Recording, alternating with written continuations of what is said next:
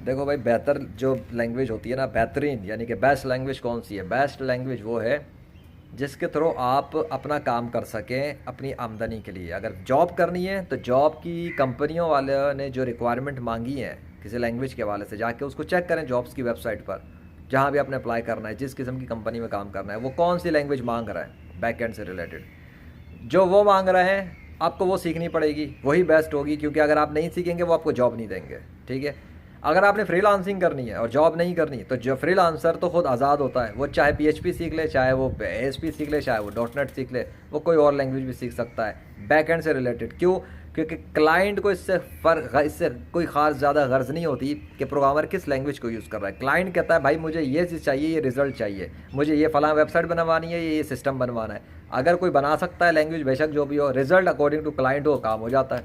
Now decide job करनी है या फ्रीलांसिंग, फिर सीखें स्किल।